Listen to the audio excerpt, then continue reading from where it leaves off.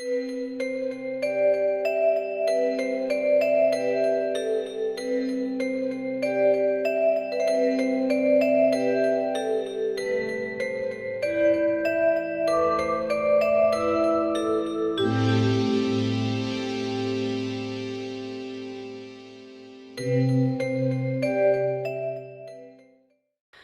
and welcome back to The Books Are Everywhere. It is Monday today and I'm starting another weekly reading vlog. I've only just wrapped up last week's vlog, but we are here with a brand new week, and on Wednesday we are starting a brand new month. It will be December, which is insane. Can't believe we're going into the last month of the year, but I'm going into it feeling kind of prepared for Christmas, kind of doing okay with work and uni and stuff, so I'm okay. I wouldn't say I'm prepared for 2022, but I'm doing okay, and I'm looking forward to Christmas. I'm very, very excited to start advent calendars. Very excited for that. I'm getting them ready for Wednesday right now. But anyway, very excited. Gonna be December. Really, really looking forward to my TBR and really can't wait to start my TBR on Wednesday, which is very, very exciting. I love that feeling of like being able to look at my books and thinking, yay, that's what I'm gonna read in December. And also I feel like I have a slightly less ambitious TBR in December. I'm hoping to be able to pick up a few more kind of random books that I want to read before the end of the year. But we will see how that goes. But anyway, I am currently reading Under the Whispering Door by TJ Cloon. I said this at the end of my last vlog, but it is weird just reading one book. I'm usually reading 2 or 3, but I am enjoying the feeling of just committing to this one and not having a lot on my plate. So this is really nice. I'm feeling very, very cozy reading this. It is following Wallace, who is in this tea shop that is between life and death. He has died and he's trying to accept basically that he's dead. And he has gone to this tea shop, which is here, which is run by Hugo. And basically Hugo's job is to pass spirits on to the afterlife and kind of help them come to terms with the fact that they're dead and where they need to go next. And Wallace is struggling to come to terms with that, so he's being kind of helped along by Hugo. But yeah, I am really, really enjoying the concept. A lot feels familiar from TJ Cloon's earlier writing in The House in the Cerulean Sea, which is the only other book I've read by him so far, but it is a very different concept which I'm really, really enjoying, and it is really, really interesting. The only thing, I do have a few thoughts, critiques. I don't think I'm going to enjoy this quite as much as Cerulean Sea, but we will see, because I feel like The House in the Cerulean Sea really came to be one of my favourite books at the end of the book, so I'm gonna see how I get on with this one. I am really enjoying it. I think one of my main critiques, which I watched Peru's Project, who is one of my favourite booktubers, and she recently read this and came up with some very similar thoughts and feelings to me. One of the things being the synopsis does say something about, so Wallace resolves to use the time he has left to experience a lifetime in only 7 days. It's a bit misleading. And I'm glad that I watched Peru's Project's video quite early on in the book, so I could basically just resign to myself to the fact that, like, you kind of expect that Wallace will go back into the real world for those 7 days and, like, go back and talk to people that he actually knew in life and stuff, which is not what happens at all. In fact, I am nearly halfway through and I don't think anyone's talked about 7 days at all. I think that is literally only mentioned in the synopsis, so it is a little bit misleading in that. And the other thing being, the main character Wallace, I kind of wish he'd come from a place of less anger.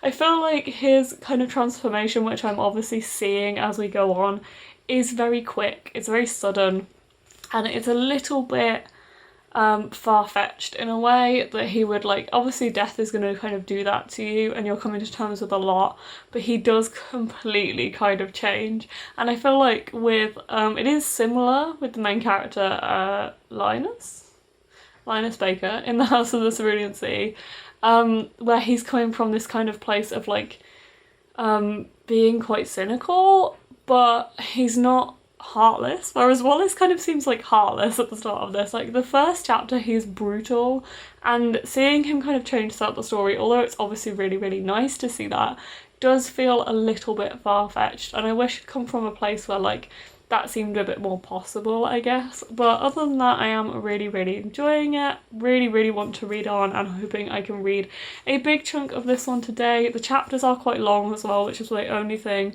because I like finishing on a chapter, so I'm finding it hard to kind of read quickly, because when I sit down to read it, I need like 20 minutes to get through a chapter. So that's another slight thing, but it's not really an issue. But I will update you more as this video goes on my thoughts and feelings on this book, and then we will move on to my December TBR later in the week. It made me cry, without giving any spoilers. Gingerbread Tea, chapter 12. It made me cry for the first time. I feel like TJ Cloon has such a way with words that he is able to kind of weave these stories so intricately, but even though it was only such like a short amount of text and such a short kind of story within the text, it made me so emotional, and the writing is just beautiful. And also I've got to say that death and grief obviously comes up a lot in this book, but it is handled so gently and carefully. There is a lovely warning at the start of this book, which I feel like just kind of sums it up. There's an author's note, and it says, "This story explores life and love as well as loss and grief. There are discussions of death in different forms, quiet, unexpected, and death by suicide. Please read with care." And I feel like that kind of sums up the way that he kind of handles this subject really, really well. But yeah, made me cry.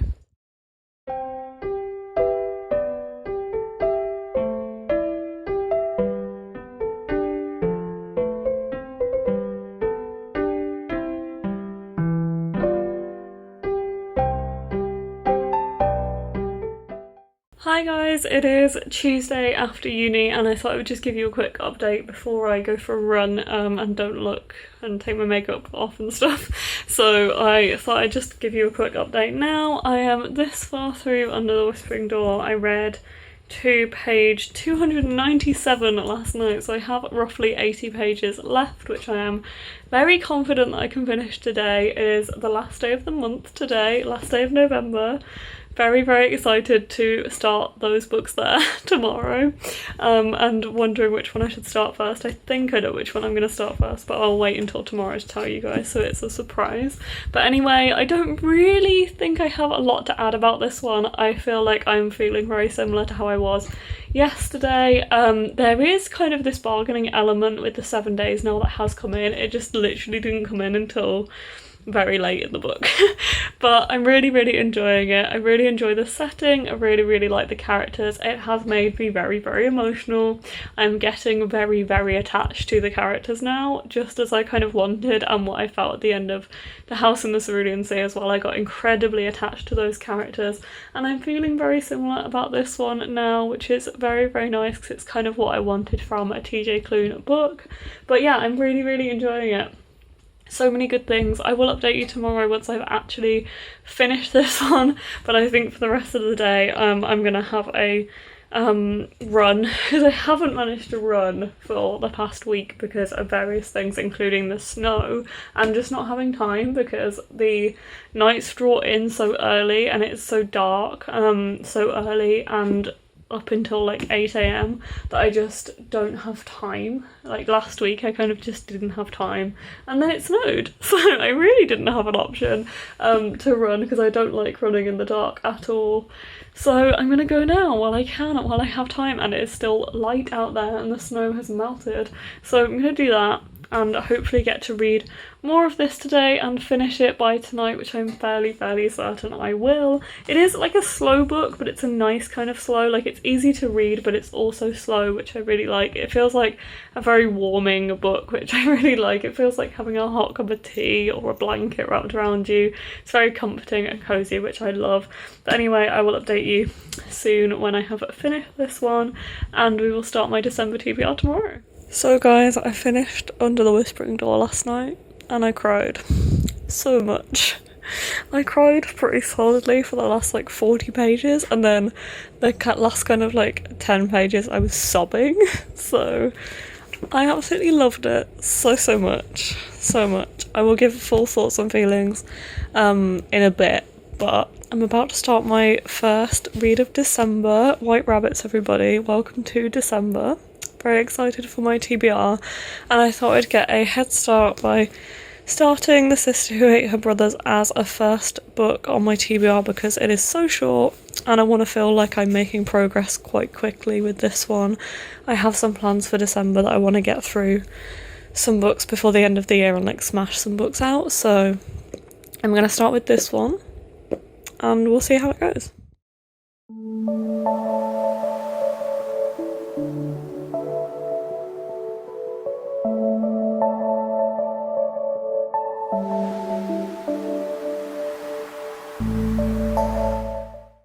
Hi, it's Wednesday. I normally would be at work on a Wednesday, but I'm not this week, so I thought I'd update you. I'm actually really glad because it's such a cozy day and it's just really nice to be inside and chill out today and watch the rain. It is very, very rainy, so it's really, really nice to be kind of really cozy. I went and did some shopping and preparing for Christmas this morning and got a few things for wrapping and things like that, and a few presents and things. So I've also finished a couple of books since I last properly updated you. The first one being, as I mentioned earlier in a little clip, it's Under the Whispering Door by TJ Cloon. This made me cry so much. Like, I literally cried pretty solidly for the last 40 pages, and then the last 10 pages I was just sobbing. It was just so emotional at the end. I feel like TJ Cloon has this really, really good way of like bittersweet endings, really, really emotional, but also not gutting.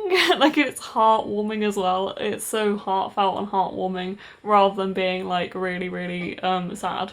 So I feel like he does that really well. Like, it's very, very emotional, but some of them are happy tears and some of them are sad tears. I feel like I can't really say any more than that because I don't want to spoil anything, but I did actually really like the way that it ended. I was really, really worried because I didn't know how it would end, and that is also another thing I love about TJ Cloon, because I feel like he does do these bittersweet endings. You don't exactly know how it's going to end and what's going to be like the sad part and what's going to be the happy part. So I feel like there's always kind of two parts. This is having read 2 of his books so far, but you know. But yeah, I was very scared for the ending. It was very, very emotional, but I'm glad with how it ended. I feel like it was done really well and it worked the way that it happened. But yeah, I loved this book. 5 out of 5 stars for sure. Again, I don't think, but it's hard to tell because obviously I've only just finished this, so it is going to be a little bit more attached right now. I don't think I love this quite as much as The House in the Cerulean Sea. I feel like because I read The Cerulean Sea back in August and it still kind of stays with me and I still think about the characters and I love them a lot. And I loved the kind of group of characters and the found family aspect, which this one definitely has as well, but there is kind of more of in Cerulean Sea. I feel like there are scenes that will stay with me for a long time, and this is the same, but I feel like there is something about Cerulean Sea that just absolutely captured my heart with the kind of family aspect, whereas this one is very much the same, but not quite the same, if that makes sense. But still, 5 out of 5 stars. Absolutely loved it. Probably almost definitely my favourite book of the month in November, but yeah. Beautiful, beautiful book yet again from TJ Cloon. So I also read the entirety of The Sister Who Ate Her Brothers this morning, and Other Gruesome Tales. This is by Jenna Campbell, and this is basically an adaptation of different fairy tales from around the world. They have little like notes about where the story comes from, which is really interesting, and then they're like adapted to basically be gruesome how they originally were, is what I gathered from the note at the back. And it's also really, really well illustrated with these amazing illustrations around the side of the page, but also like big full colour illustrations as well. And I feel like it was really beautifully illustrated. A lot of these were okay, but I didn't love. I think there was only kind of 1 or 2 that I really, really liked. So this is probably going to be like a 3.5 star maybe. But I love the idea of this book. I love the book as a thing. I feel like it's beautifully made with this like hardcover and the illustrations and the way it's laid out and everything. My favourite was definitely The House That Was Filled With Ghosts. That was absolutely beautiful. Some of the others I found really interesting, but I didn't like. But I feel like because these are kind of so gruesome and so odd and weird and kind of sad that you kind of struggle to like them, if that makes sense. Whereas The House That Was Filled With Ghosts was just kind of like less gruesome and more like, it had a nicer feeling to it. Some of the others, yeah, I did find really interesting, but that one definitely stuck out for me as being my favourite. Again, illustrations are beautiful. Also, Jen talks at the end in the notes at the back about how they wanted to make a book that was around fairy tales, but the protagonists were kind of like flipped, not flipped but different. But basically, I'll read you a little bit of the afterword at the back. It says, while I love studying fairy tales, I dislike how often they present evil characters with disfigurements to show the reader that these characters should be feared. This is harmful and outdated, and I especially feel this as someone with a disfigurement myself. This is why I'm celebrating a princess with hair loss and a deaf man who happens to fall for a merman.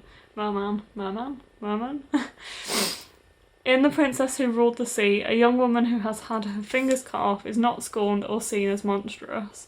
As someone with ectrodactyly, which is missing fingers, I wish I had seen more of these stories when I was growing up. I also wanted to push aside the stereotypical descriptions of women in traditional fairy tales. They are not beautiful, or that they are beautiful or pretty, and almost never clever or brave. So there is only one mention of the word beautiful in this book, and when that word does appear, it is about a man. I just found the way that that was done really, really interesting and really cool, and I feel like it's nice knowing that kids will grow up with this kind of representation in stories like this. So this is aimed at 9 to 12, I think, like a middle grade, and I definitely feel like it is kind of appropriate for that age group. Some of the illustrations I think could really get some kids, and it's a little bit creepy, but like there's this wolf that is on the front cover and also shows up in some illustrations, and it is quite creepy. But I feel like as long as the kid was kind of prepared for that, then it could be an interesting one to read. And again, I really like the representation. So that was another book I read in its entirety in one sitting. It's only just over 100 pages, and as you can see from the layout, you know, it's not that much text on a page and there's a lot of illustrations. So I just sat down and read that one. I also started Gods and Monsters. Me and Alex are doing a buddy read of this brick. This is over 600 pages. I think it's the longest of these books. But yeah, I don't know how far through I am, but I did listen to some of the audiobook while I've been driving today, so I'm finding it interesting so far. I feel like I'd already forgotten some of the end of Blood and Honey and had to kind of remind myself of why they were where they were in the book and what had happened, because it's only been a few weeks, but I was like, what is going on? But I'm interested to see where this one goes, having read the first two books. Obviously don't have that many thoughts and feelings right now because I'm probably only like 20 pages in or something. But anyway, going to carry on reading that one. I've also got a couple other books obviously on my TBR for December. One of them being You'll Be the Death of Me by Karen M. Mcmanus, which comes out tomorrow, so December 2nd, and I think I'm going to pick this one up next actually, alongside Gods and Monsters. I do want to get through some books, as I think I said before. I want to get through some books in December before the end of the year. I feel like this one's going to be a super quick read and will hopefully give me a bit of a head start. I recently read The Cousins and really, really enjoyed it, which makes me excited for this one. Also love this proof copy and the purple. It is beautiful. Very excited. So I'm going to pick that one up.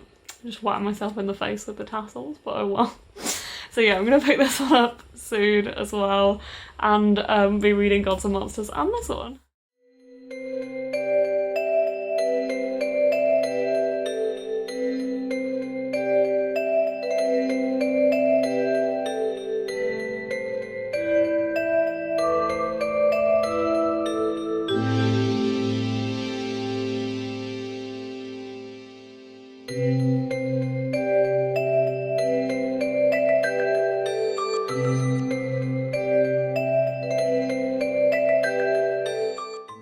Hi, it's Friday. I'm just about to head out, so I don't have time to do a big update.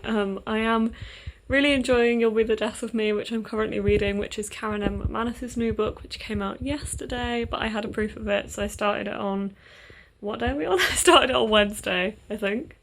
or maybe yesterday, who knows, but I'm about 100 pages in and I am really, really enjoying that. I'm looking forward to seeing where that one goes. Also reading Gods and Monsters, which I don't know how far I am through that because I'm listening to the audiobook mostly, but I am enjoying it. It's just taken a long time to get into it. I feel like I'm only getting into it now on the 3rd day of reading, so I must be over 100 pages in, probably over 150 pages in at this point, definitely. So I'm enjoying it, but definitely not as much as Serpent and Dove, but it's kind of what I expected. But it's getting there, I'm getting into it finally. I also bought a few books yesterday, or just received a few books as well, so I thought I would just show those to you. The first one being that I bought is Stay Another Day by Juno Dawson.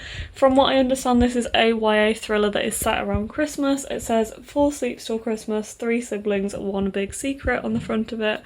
And it sounds really good. I'm reading this as part of a little kind of book club that we have where we read a book every month, and we kind of just read them throughout the month whenever we want to, and somebody's already read it in a day, so that's a good sign. But yeah, I'm really looking forward to reading this one. I find Juno Dawson books can be a little bit hit or miss for me, but I am looking forward to seeing whether this one is one that I really enjoy or not, but it sounds really good and I really, really like this cover. It's like subtly Christmassy, but I love the kind of shimmer and sparkle that they've given it. I also received a book, which I've put all the way up here, which is this beautiful hardback edition of Carry On with these beautiful sprayed edges, and I just love it, and it's meant to match the other covers they did for the later books. So I'll have a full set. The design on the spine also, on the sprayed edges also carries on to underneath the dust jacket, which I will try and show you now chaotically. It's so pretty, so it carries on all the way through. It also has some artwork on the end papers, which I really like the design of. Sorry, you can't see it very well. And it's also signed, but yeah, so it's a Waterstones signed edition. Very, very pretty, and will match Wayward Son and Any Way the Wind Blows, so I need to find space on my shelf for that. I also have the original hardcover of Carry On, so yeah, I need to find space for that, which is why it's just up there at the moment because my Carry On books are there.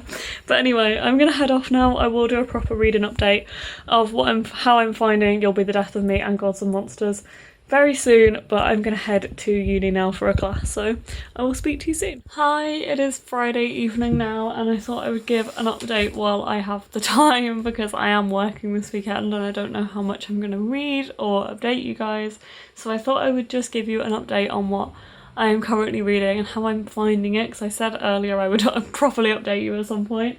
And I also have something to unbox, which I am hoping is what I want it to be. Like the edition I want it to be, but we're gonna do that now because I wanted to do it with you. Yes, this is the exact edition I wanted it to be. Okay, so this is Ifra Villains, which I'm sure you're all kind of aware this is a Shakespeare-inspired what is it called? Dark Academia kind of book that is meant to be very similar to The Secret History, which I have not read either, and I really wanted this edition, which is this beautiful hardback signed black sprayed edged edition. Oh my god, it has such pretty end papers and it should be signed. It does have a signed page, and I really wanted this edition. This is what it looks like underneath, and it's sold out. And I didn't realise that this was like a limited thing. I thought that only the signed bit was limited and the rest of them would kind of like stay in print. However, I quickly realised that it wasn't, and I couldn't get this through work. It was only in a couple of shops that I couldn't get to. So I took a gamble ordering this from Blackwell's, and it's the right edition. It had a different cover and it had a different ISBN because I think it has a limited ISBN. The sticker's on upside down, but I think it has a limited ISBN for the fact that it's signed. Sometimes they do that, they add like a different ISBN if it's been signed, but underneath this should be the same ISBN as the Waterstones one, I think. Yeah, so it has got a 978 ISBN underneath, but I got it. This is the edition that I wanted. Booksnest has also really recently read this and absolutely loved it, so that's made me very excited, but I have wanted to read this for a while and seen it around for a while, and I just wanted this absolutely beautiful signed edition with the black sprayed edges, so I'm very happy that that actually is the right edition, but I'm also kind of surprised, so that is a pleasant surprise. But anyway, I'm going to update you on what I'm currently reading. As I said earlier, so I'm reading Gods and Monsters with Alex, and I feel like it's taken me until today to really get into this one. I've listened to quite a lot of the audiobook today because I had an hour run, and then I've driven a bit today as well, so I've listened to probably 3+ hours definitely of this, probably more like 4, and I am getting into it. Don't know where I am, but I must be at least 200 pages, probably more like 250 pages into this one, and it has taken me a while to get into it, I will admit. I just feel like this goes straight from Blood and Honey into this one, and I felt a bit lost even though I only finished Blood and Honey a couple of weeks ago. I feel like this one takes a very, very different turn from Serpent and Dove and from Blood and Honey. It's more similar to Blood and Honey, but it's very, very dark. It's very interesting. Obviously I can't say too much because it's the third book in a series and I don't want to spoil you guys with anything. But yeah, it is very different. It's very dark. There is some interesting storylines in this one. But there's some points that I've thought of that I haven't really mentioned when I've been reading this series. One of them being I really like the magic system in this.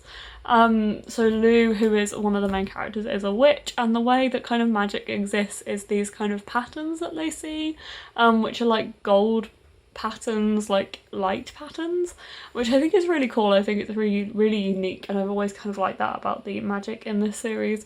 The other thing that's really interesting, there is a character in this book that uses we as a pronoun when they refer to themselves. They say we, and there is a very specific reason I think that they do that, but I feel like it's a really interesting thing to see in a book that we don't really see. And I know that is a term that people sometimes use to refer to themselves, so I found that really interesting to read about. But yeah, I can't really say too much.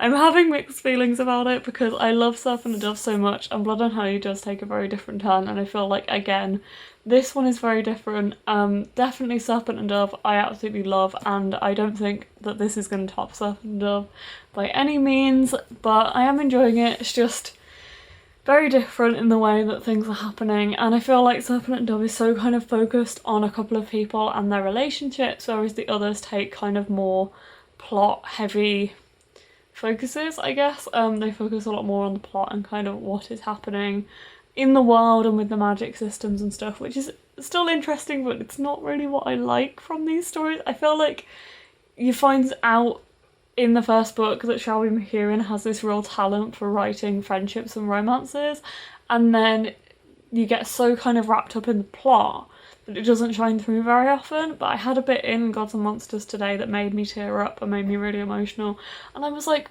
that's what I love about these books so much, is that kind of emotional friendship relationship side that just isn't really shown as you get more wrapped up in the story. So I am kind of missing that, but yeah.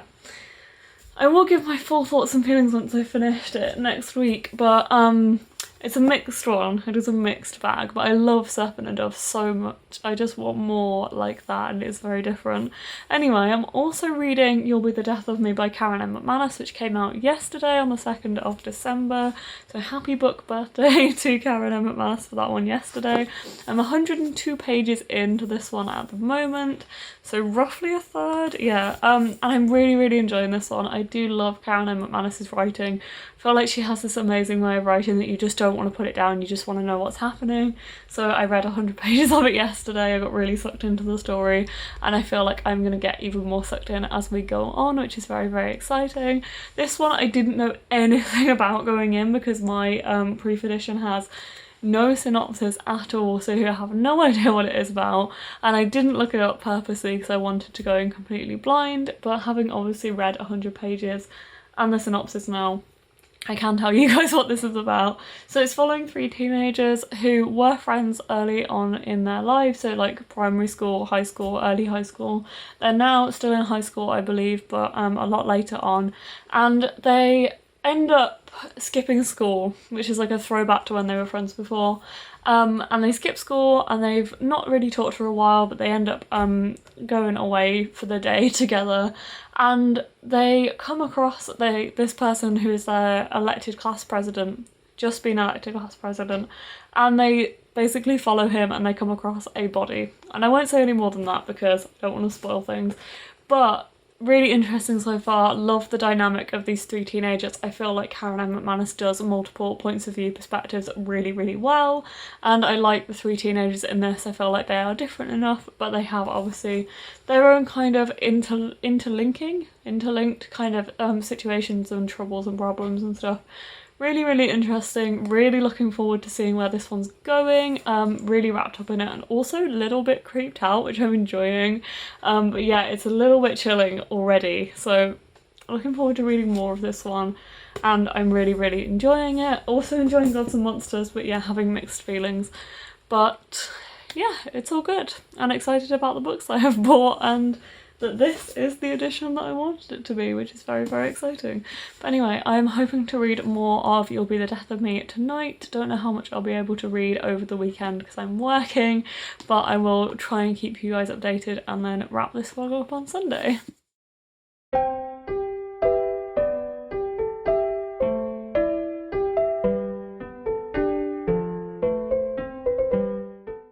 Hi!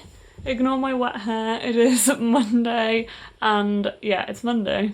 I have been working the past couple of days and I just didn't really get a chance to update you or read much, so I thought I would just do a proper update today when I was not working and doing a little bit less today, which is nice, but work was fine. Pre-Christmas busyness as usual.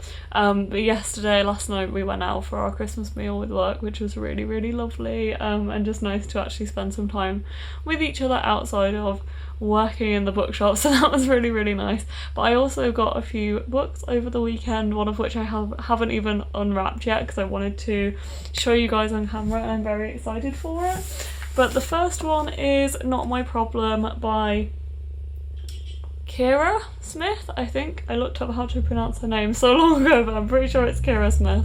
And I read The Falling in Love montage by the same author earlier this year, and I loved it so much. So I really wanted to pick this one up, and it came in a box of proofs at work. It is out. It's not a proof, it is a finished copy, and it is out for sale, but I just picked it up. I don't even know what this book is about. I just knew I wanted to read it because I loved the Falling in Love montage so much. I am going to presume it is a lesbian romance, but I'm not entirely sure. And again, it looks like it is Irish as well. And I don't know how to pronounce their names, which I feel terrible about. But it sounds like a similar kind of plot line to the Falling in Love montage. Well, I say it's a different plot line, but the similar kind of feeling to the Falling in Love montage, that it is set in a school and it's a lesbian romance, I think. And I'm very excited for it. Again, as I said, it's set in Ireland, I think, and it just sounds like it's going to be really fun. These are not books that I would drift towards normally, but I really enjoyed the Falling in Love montage, and it gave me something that I didn't expect. It was like a contemporary romance, but with a lot more. I read it in a day, and there was so much more to it that I absolutely loved. It was quite dark and sad and emotional in places, but I actually really, really loved that. So I hope that this one is going to be very, very similar, and I am excited to read it. Hopefully I'll manage to get to it soon. And I also have a little something to unbox, which I have been waiting to manage to unbox on camera with you guys. So this is from Fairy Loot. I've had this on pre-order for a while and I'm very excited. I have seen a little photo of it on Instagram and I'm excited because it looks so, so pretty. So pretty. It has like gold pages, which I can't tell if they're actually shimmery or not. I think they're ever so slightly shimmery. Maybe. But this is Vespatine by Margaret Rogerson, and I've wanted to read a Margaret Rogerson book for a long time. She wrote Sorcery of Thorns and An Enchantment of Ravens, and then Fairy Loot announced that they were going to be releasing this edition of her new book, which is meant to look like classic. Like, that spine is absolutely beautiful, and I knew I wanted this edition, and apparently they're going to be doing these editions to match in her other books, so I have held off buying those for now. Margaret Rogerson is known for doing standalone fantasies, which I really like. They're standalone because you don't see as much of that in fantasy. I think this one is actually going to be a duology, I say that, but so pretty. I knew I wanted this edition of it. Love the back of it as well. This design is just beautiful, and the quote on the back says, "For a strange moment I felt as though I was watching myself from afar, a lone cloaked figure cleaving through an ocean of the dead. The chant of Vespatine shook the ground like a drum beat. I could feel it in my bones." Very excited to read this at some point and read her other books. I'm absolutely in love with the spine. I think they've done such a good job of making it look like a classic book, which I really love. This is absolutely beautiful, and I love the very subtle foiling they've done on it as well. So I'm very glad that I have that. And I am also still reading Gods and Monsters. I have absolutely no idea where I am in this because I've been listening to the audiobook since I started it. I did read a chunk of it physically when I started, but other than that I have basically been listening to the audiobook, which I've been really enjoying. I think the audiobooks for these books are done really well. It has a dual narrator as well because this is dual narrative, which I really like. And honestly, this book is growing on me with every page I read, every moment I listen to. This one started off where Blood and Honey left off, and I was a little bit underwhelmed with it to start with. I didn't really know where the story was going. I felt like it was just going to be another Blood and Honey where we are kind of just going through this world, journeying to a destined end, and it felt like we'd kind of reached a point with the characters. However, there was some kind of turmoil at the start of this book with Lou.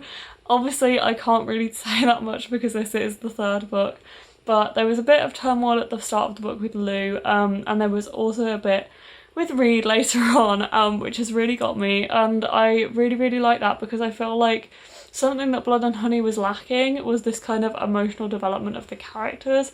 I feel like Shelby McEwen kind of like put herself ahead in Serpent and Dove and then kind of didn't know how to come back to the characters in Blood and Honey and kind of portray them really emotionally like it was in Serpent and Dove. Whereas I feel like by doing what she's done in this book, obviously I have to be vague, but by doing what she did in this book, I feel like she's actually managed to bring herself back to that kind of emotional core that I absolutely love about the characters in this book, and this series as a whole, and it actually has made me really emotional. I was listening to this on my way back from uni and there was actually a sex scene which I found really emotional. I really like how this book in particular out of the series talks about sex, and I think it's done really well. I really have always liked the sex scenes in these books. I think they're done quite well, but there is kind of an emotional element to this one. And there's some kind of like conversation that's had around what is actually happening that made me cry. And it just made me, I don't know, it just made me really emotional because I liked the way it was portrayed. I liked that it was portrayed as sex being this emotional thing, which it is for me, and I really liked how it was shown in this book. And it did make me very emotional, so yeah. I am really getting into this story. I say I'm really getting into it now. I only have 2 hours left-ish of the audiobook and I will be finishing this one tomorrow, but I really enjoyed it. I've really enjoyed the series as a whole, and I feel like this is probably middle between Blood and Honey and Serpent and Dove. Serpent and Dove is definitely still my favourite, unless this one absolutely knocks it out of the park in the last couple of hours, but you'll have to watch my next week's vlog. I hit the tripod, sorry. Next week's vlog to find out if it does or not. A little bit of intrigue. But anyway, I'm also reading Stay Another Day by Juno Dawson, and I am nearly halfway through this one, and it's so much fun. This is so entertaining. I honestly thought it was a thriller because it says on the front, 4 sleeps till Christmas, 3 siblings, 1 big secret. Sounds kind of like a thriller tagline, but it is just like a drama-filled contemporary family kind of drama, which is so much fun. There's these 3 siblings. Yeah, 3 siblings. that have their own kind of secrets and their own kind of troubles, and they all come together for this Christmas day and Christmas kind of week and stay together with their family. And so far there's a lot of drama, there's a lot going on. I really, really like it. Yeah, it's just, yeah, like, it's nothing amazing so far. I don't think it's like a new favourite book, but I like that it's set at Christmas and I'm reading it in December, and I'm loving the drama. It's very easy to read. I can't put it down. The chapters are really short as well, which helps because I find that I just want to read another chapter, which is only a couple of pages, so that is really good. And yeah, I'm really, really enjoying this one. I think it might be my favourite Juno Dawson book so far. I haven't read many because I have read a few and I've not been a massive fan of them, but I'm glad that I've picked this one up. So thank you to my little book club for, again, making me read outside of what I would normally read, which is cool. But anyway, I'm gonna head off now and actually start next week's weekly reading vlog if you want to join me for next week's. Hopefully I will see you there. Thank you for joining this video. I hope you've enjoyed it, and I will see you next time in another video. Bye.